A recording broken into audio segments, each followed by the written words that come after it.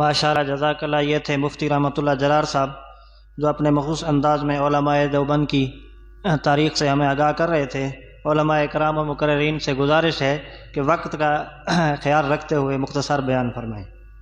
اب میں اپنے ذیلی تنظیم طلبہ توحید و سنت کے نائب امیر جناب حضرت مولانا مفتی سمیع اللہ صاحب سے ملتمس ہوں کہ وہ آئیں اور طلباء کرام سے اپنے خیالات کا اظہار فرمائیں۔ مفتی سمیع اللہ صاحب۔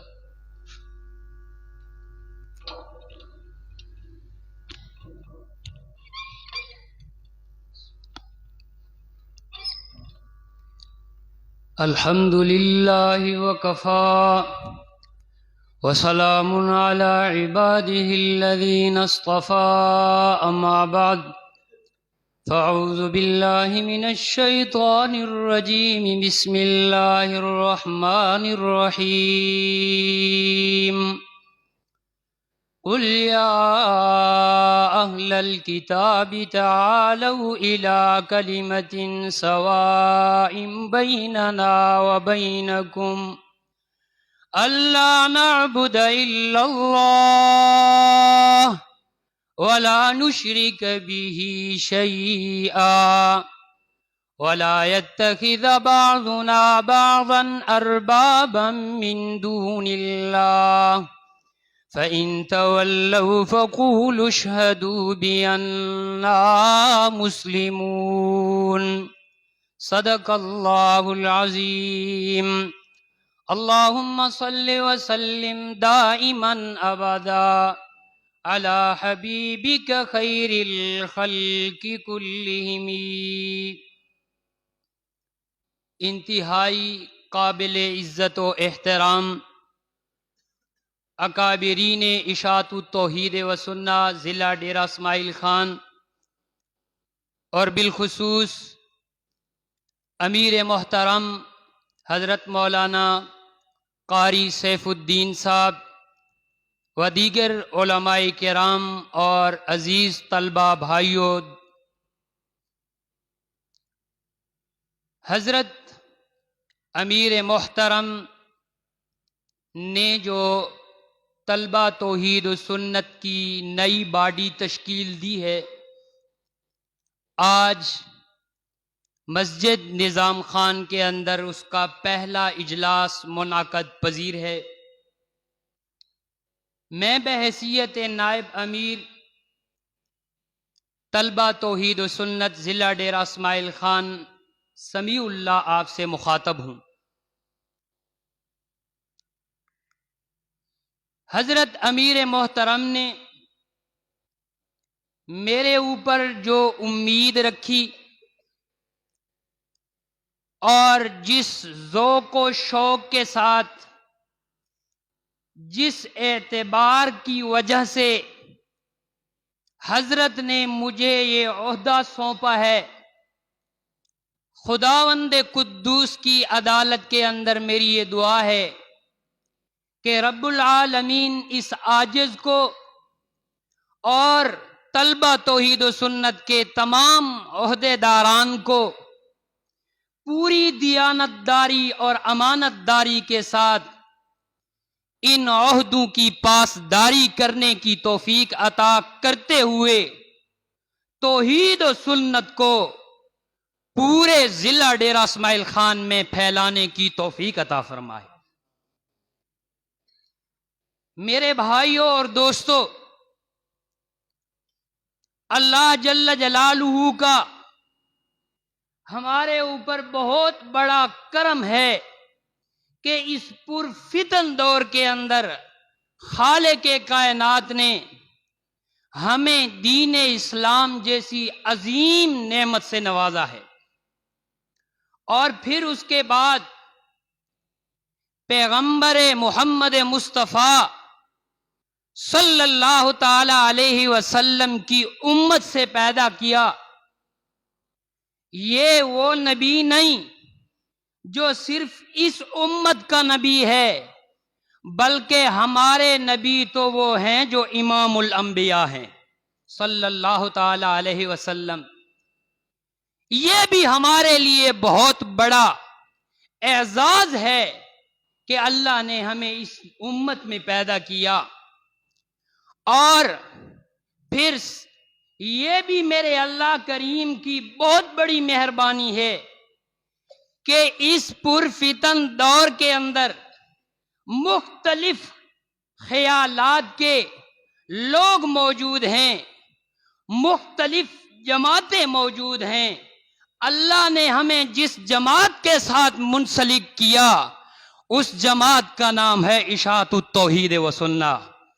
جس جماعت کا مشن وہ مشن ہے جو کبھی نبیوں کا مشن ہوا کرتا تھا۔ میرے بھائیوں اور دوستو، آج دنیا میں بعض جماعتیں ایسی بھی ہیں جو قبر پرستی کے اوپر لگی ہوئی ہیں، بعض ایسی بھی ہیں جو تعزیہ تابوت کی پوجا پاٹ کر رہے ہیں، بعض ایسے بھی ہیں جو صحابہ کرام کے دشمن، بعض ایسے بھی ہیں جو میرے نبی کی ختم نبوت کے دشمن، بعض ایسے بھی ہیں جو اپنے آپ کو مسلمان کہتے ہیں، اپنے آپ کو کتاب اللہ کا پیروکار کہتے ہیں، لیکن وہ کتاب اللہ کے اصل کے دشمن۔ بعض ایسے بھی ہیں جو نبی کی سنت کے دشمن، بعض ایسے بھی ہیں جو اکابرین امت کے دشمن، بعض ایسے بھی ہیں جو اولیاء اللہ کے دشمن۔ اللہ نے ہمیں اور آپ کو جس جماعت سے منسلک کیا ہے وہ جماعت ہے جو قرآن کریم کی وہ جماعت ہے جس کا دستور، جس کا منشور، جس کا مشن اللہ کی کتاب ہے۔ کتاب خدا کو ساتھ لے کر کے جہاں بھی جاتے ہیں ان کا ایک ہی بول ہوتا ہے کہ اللہ کی توحید کو پھیلاؤ، سنت محمد الرسول اللہ کی سنت کو پھیلاؤ۔ میرے بھائیوں اور دوستو، ان لوگوں کی دن رات کی محنت باطل کی محنت ہے اور ان کا کوئی دستور نہیں، کوئی منشور نہیں، کوئی مشن نہیں، کوئی راستہ نہیں۔ ان کے عقائد اپنے بنے بنائے ہوئے ہیں، اپنے بنے بنائے ہوئے عقائد پر قرآن و حدیث کو کھینچ کے لے آتے ہیں، اور اللہ کے فضل و کرم سے اشاعت التوحید و سنہ وہ جماعت ہے کہ جو بات، جو عقیدہ اللہ کے قرآن نے کہا، جو سنت محمد مصطفیٰ نے بتائی، جو اخلاق اللہ کے قرآن نے بتائے، جو اعمال اللہ کے قرآن نے بتائے، بغیر کسی جھجک کے وہی ہی اپنا لیے تو وہ اشاعت التوحید ہی ہے۔ کوئی بات سمجھ میں آئی ہے یا نہیں؟ میں ان تمام فرق کو، تمام جماعتوں کو وہ دعوت فکر دوں گا جو آج سے 1450 سال پہلے آمنہ کے لال نے نجران کے وفد کو دی تھی۔ کیا دعوت فکر دی؟ فرمایا یا اہل الکتاب تعالوا الی کلمۃ سواء بیننا وبینکم اللہ نعبد الا اللہ ولا نشرک به شیئا۔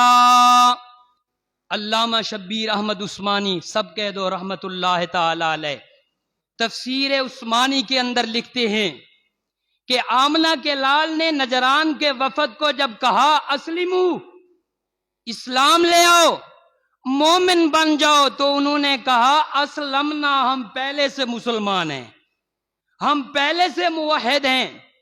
آگے فرماتے ہیں کہ مشرکین عرب سے لے کر آج تک جس جماعت نے بھی آ کر کے مسلم ہونے کا اور حضرت ابراہیم کی اتباع کا دعویٰ کیا ہے، ان کا کسی نہ کسی نہج کے اوپر، کسی نہ کسی سٹیج کے اوپر یہ بھی دعویٰ ہے کہ ہم موحد ہیں.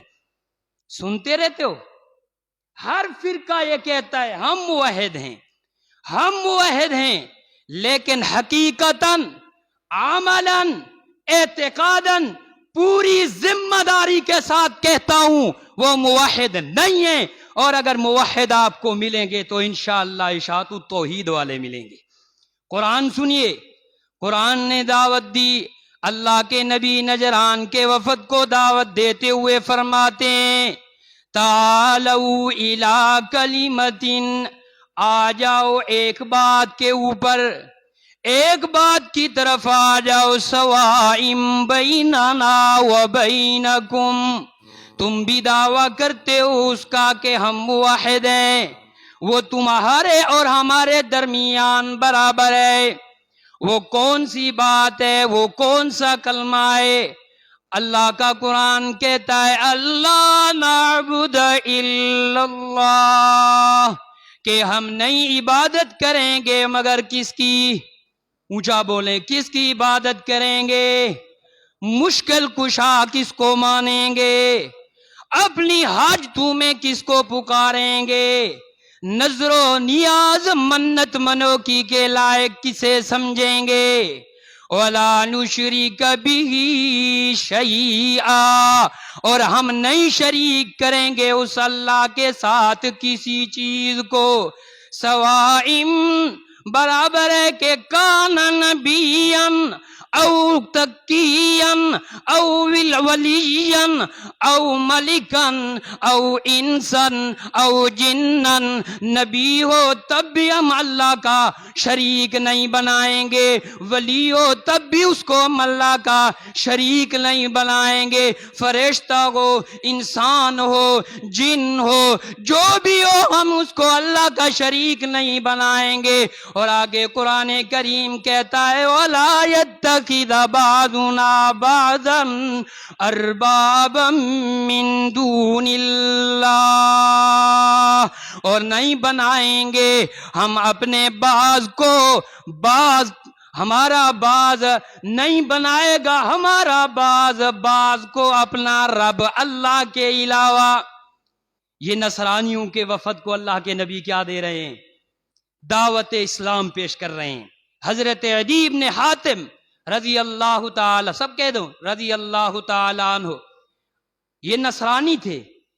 اسلام لے آنے کے بعد امام کائنات کے پاس آئے، یا رسول اللہ ہم اپنے پیروں کو، اپنے مرشدوں کو اپنا رب تو نہیں کہتے تھے، قرآن کیوں کہتا ہے کہ انہوں نے بنا لیا اپنے باز کو اپنا رب بنا لیا؟ آمنہ کے لال نے فرمایا اے عدی بن حاتم مجھے یہ بات بتا، کتاب اللہ کے مد مقابل اپنے پیروں کی بات مانتے تھے، کتاب اللہ کے مد مقابل اپنے مولویوں کی باتوں کو مانتے تھے یا کتاب اللہ کو مانتے تھے؟ حضرت عدی بن حاتم نے کہا یا رسول اللہ ہم اب کتاب اللہ کے مد مقابل اپنے مولویوں اور اپنے پیروں کی باتوں کو مانتے تھے. آپ نے فرمایا یہی تو ہے معبود بنانا. کوئی بات سمجھ میں آئی ہے یا نہیں؟ اور قرآن کریم کہتا ہے جی وَلَا يَتَّخِذَ بَعْضُنَا بَعْضًا أَرْبَابًا مِّن دُونِ اللَّهِ فَإِن تَوَلَّوْا، اگر وہ تمہارے مشن کے ساتھ نہ چلیں، منہ موڑ دیں، پھیر دیں، فَقُولُوا اشْهَدُوا بِأَنَّا مُسْلِمُونَ، تو پھر تم کہہ دو کہ گواہ ہو جاؤ ہم تو موحد ہیں نا. کوئی بات سمجھ میں آ رہی ہے نہیں؟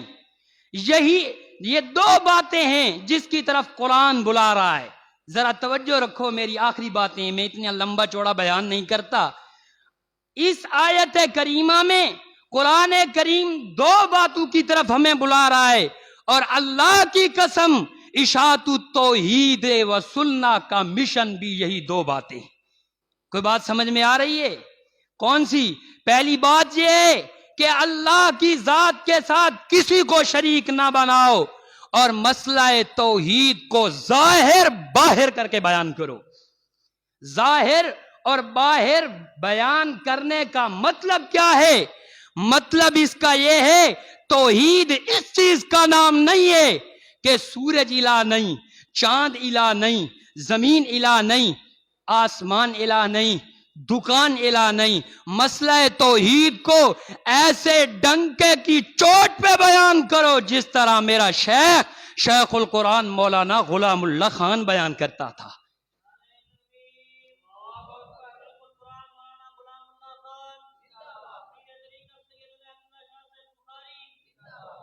تاکہ شرک کی کوئی گلی باقی نہ رہے، شرک کا کوئی کوچہ باقی نہ رہے، شرک کی کوئی غار باقی نہ رہے، شرک کا کوئی سوراخ باقی نہ رہے.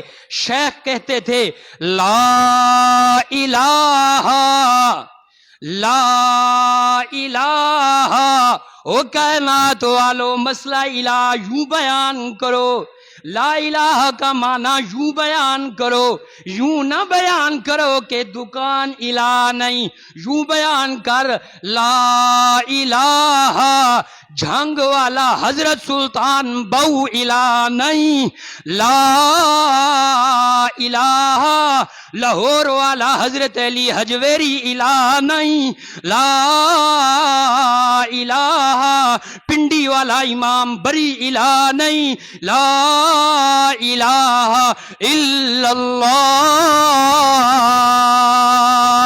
الہ کون ہے؟ اونچا بولو، الہ کون ہے؟ الہکم الہ واحد، الہ تمہارا ایک ہی الہ ہے. توحید کو بیان کرو، ظاہر اور باہر بیان کرو. اور دوسری چیز جو قرآن کہتا ہے وہی میرا مشن ہے، میری جماعت کا مشن ہے. وہ کون سی چیز ہے؟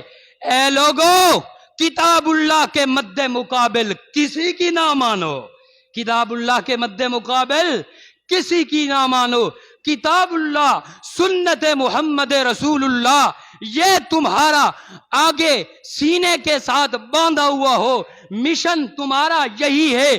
اس کے مد مقابل کسی پیر کی تحریر کو، کسی پیر کے قول کو، کسی کے خواب کو، کسی کے قول کٹورے کو نہ مانو. کتاب اللہ اور سنت رسول اللہ کا مشن اٹھا کر کے پوری دنیا پہ چھا جاؤ.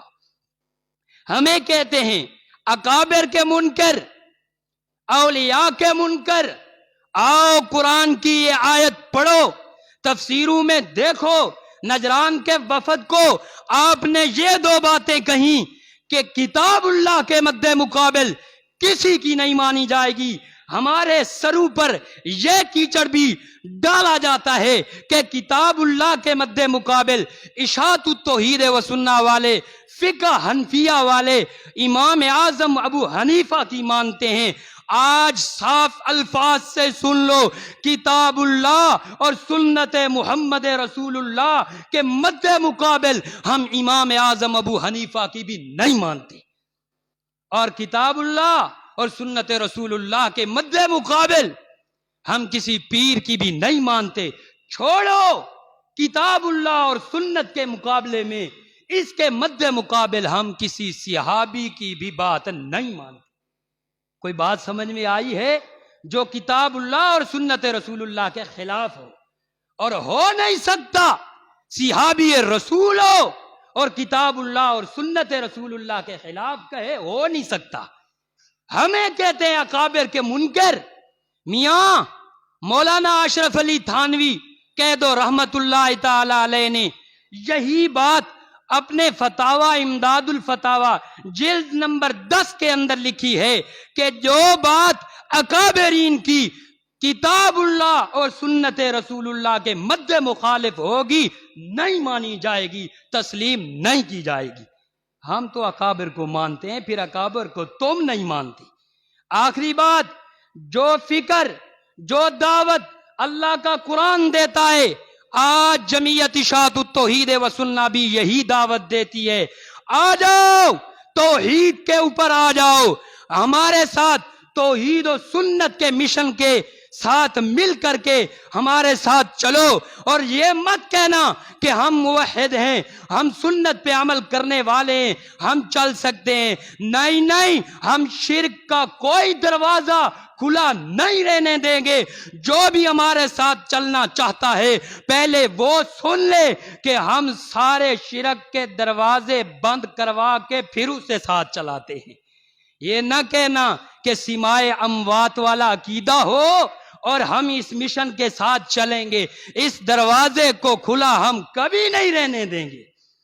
اور یاد رکھیے قرآن کریم نے فرمایا فَإِن تَوَلَّوْا فَقُولُوا اشْهَدُوا بِأَنَّا مُسْلِمُونَ، اگر تم ہمارے مشن کے ساتھ چلنا نہیں چاہتے پھر جہاں چاہو چلے جاؤ، ہمیں تو اللہ کا قرآن محبوب ہے، محمد مصطفیٰ کی سنت محبوب ہے، ہم کسی صورت کے اندر ان دو چیزوں کو چھوڑنے کے لیے تیار نہیں ہیں۔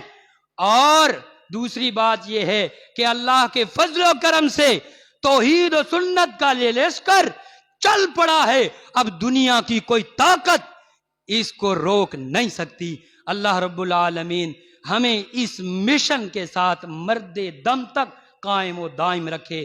آخر دعوانا الحمدللہ۔